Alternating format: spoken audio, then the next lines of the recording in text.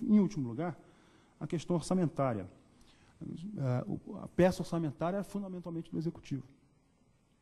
E tem o problema do contingenciamento, que eu acho que é uma coisa que tem que ser discutida também. Em primeiro lugar, pensar em formas de contingenciar de forma compartilhada com o Legislativo, né, contingenciamento das emendas, acho que tem que ter uma discussão não pode ser uma decisão unilateral do Ministério da Fazenda, porque se coloca, literalmente, né, os partidos nas mãos do Executivo. Né. Em segundo lugar, o próprio modo pelo qual o orçamento é discutido dentro da Câmara, numa comissão mista, concentrada numa comissão mista. É perfeitamente possível pensar que as comissões permanentes devam discutir e aprovar as peças pertinentes, né, as partes pertinentes do orçamento, criando aí também novos incentivos para o trabalho dos parlamentares nas comissões, que é a instância, por excelência, de ativação das políticas públicas dentro do Congresso.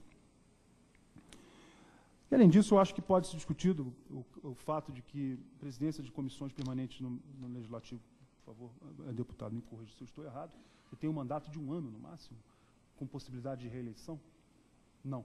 Tem que ter um rodízio necessariamente, quer dizer, então o cara não pode nem, desculpa, o parlamentar não pode nem aspirar, né, a desenvolver expertise e ter um poder né, uma influência numa política pública determinada. Isso é uma criação do regime militar.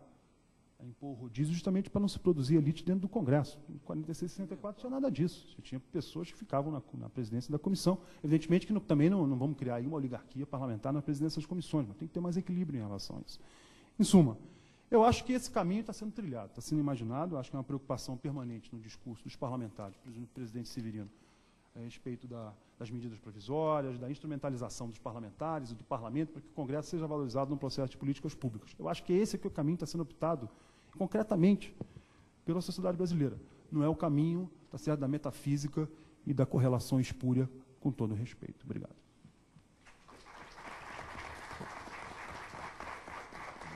Agradecendo a exposição do professor Fabiano Santos, eu passo imediatamente a palavra ao jornalista Franklin Martins, como moderador, quer dizer, comente todas as intervenções e faça as próprias. Com a palavra, Franklin Martins.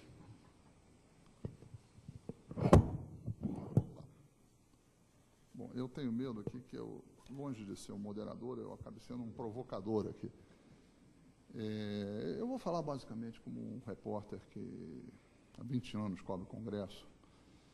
Essa casa, que na definição excelente da Tereza Cruvinel, outra grande repórter, jornalista, é uma casa de ventos, ou seja, aqui está sempre ventando.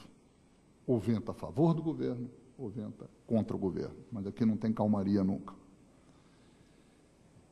Um grande jornalista americano, tão inteligente quanto mal-humorado, costumava dizer o seguinte: para todo problema complicado, existe uma solução simples, rápida e equivocada.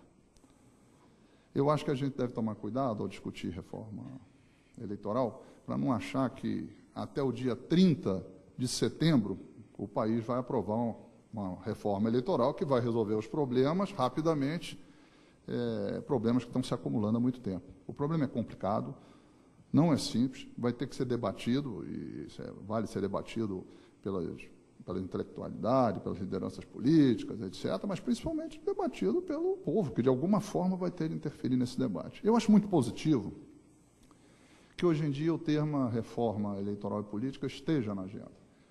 Há um ano atrás, eu ia dar uma palestra em qualquer lugar, falava em reforma eleitoral e política, geralmente provocada pela pergunta do intelectual da plateia, que queria saber sobre reforma eleitoral e política. Mas isso é um assunto que não interessava a maioria das pessoas. Depois da eleição do Severino Cavalcante, houve como que um despertar, porque não foi só do Severino, foi em vários estados uma demonstração de que você tinha o quê? Um processo político meio caótico, entende? Onde o eleitor não se conhecia muito naquilo que estava saindo. Então, isso veio mais à tona com mais força. E hoje em dia, depois desse escândalo todo, dessa discussão toda, eu acho que isso entrou definitivamente na ordem do dia. Reforma eleitoral e política passou a ser algo da agenda nacional. Nós vamos ter que discutir com profundidade, vamos ter que discutir com calma, decisões de afogadilho não vão resolver o problema, mas eu acho que nós temos um problemão pela frente. E eu aí quero discordar do professor Fabiano Santos. Eu acho que nós não temos uma correlação espúria, não. Eu acho que o nosso sistema eleitoral, eu estou dizendo sistema eleitoral, a forma de você montar a representação política em função do voto. O nosso sistema eleitoral está falido. Falido. Uma vez conversando com o deputado Ulisses Guimarães, que sabia muito das coisas, alguém comentou, num grupo de jornalistas, alguém comentou com ele, pô, essa Câmara é ruinzinha, hein? Ele virou e disse assim, esperem a próxima. Esperem a próxima, não existe o menor risco de melhorar. Por quê? Porque ele tinha uma visão de qual era o nosso sistema eleitoral. O que produzia o nosso sistema eleitoral? O que o nosso sistema eleitoral produz? Não é algo ocasional deste governo, não. É algo permanente. E produz cada vez mais. Ele produz o quê? Uma pulverização partidária. Ele produz o deputado que é dono de mandato, faz o que bem entende. Ele produz a falta de controle dos eleitores sobre os eleitos. E ele produz o parlamentar, que é um misto de 3 coisas. Franco-atirador, paraquedista e piloto de Fórmula 1. Franco-atirador porque ele não tem compromisso, cada vez mais o número de deputados que não tem compromisso com o programa é cada vez maior. A cada legislatura aumenta o número. Paraquedista por quê? Para se eleger, ele muda de área e cai de paraquedas em outro canto, porque o que passa a decidir as eleições, em larga medida, é o poder do dinheiro, e ele tem que sair da área onde ele estava antes, porque o eleitor ali já não vota nele, ele vai votar na próxima, porque o dinheiro dele é novo lá. E piloto de Fórmula 1, porque ele no macacão, ele traz aquela quantidade de patrocínios que é o que levam ele ao poder. Nosso sistema está falido, vamos ter claro. Isso não é uma circunstância. Isso é algo que a cada legislatura, a cada 4 anos, vai se aprofundando. Qual é o problema que está grave hoje em dia? É que hoje em dia, olha, o nosso sistema eleitoral, ele foi adotado em muitos lugares do mundo. Em muitos lugares do mundo ele foi descartado. Por que ele foi descartado? De uma certa forma, ele produziu isso em todos os lugares do mundo. Nós estamos chegando a essa conclusão com 25, 30 anos de atraso. Coincidentemente, porque nós tivemos 25 anos de uma ditadura. Então, a ditadura, o sistema eleitoral, qual era o que ele produzia, não era tão importante assim. Então, nós estamos com algum atraso chegando ao que todo mundo produziu. Ou seja, aqui não se vota, vamos ter claro, não se vota em programa e em partido para deputado, vota-se em pessoas. Eu costumo dizer o seguinte, o eleitor brasileiro vota muito bem nas eleições majoritárias, muito bem. Não quer dizer que ele vote no melhor candidato, isso é uma questão de opinião, mas é um voto eficiente. Ele escolheu, ele fez opções para prefeito, para governador, para presidente, significa uma opção da sociedade o voto dele. O voto para deputado estadual, vereador, qual o significado desse voto? O sujeito vota em função do atendimento de uma demanda ali particular, uma rua que vai sendo asfaltada, uma camiseta que foi distribuída, porque a tia pediu, aquele candidato parece com meu pai, vou votar nele. Sinceramente, é algo muito despolitizado. Qual é a eficácia disso? O Datafolha publicou uma pesquisa 3 meses depois das últimas eleições municipais, onde na cidade de São Paulo, 38% dos eleitores não se lembravam mais de quem tinha votado para vereador.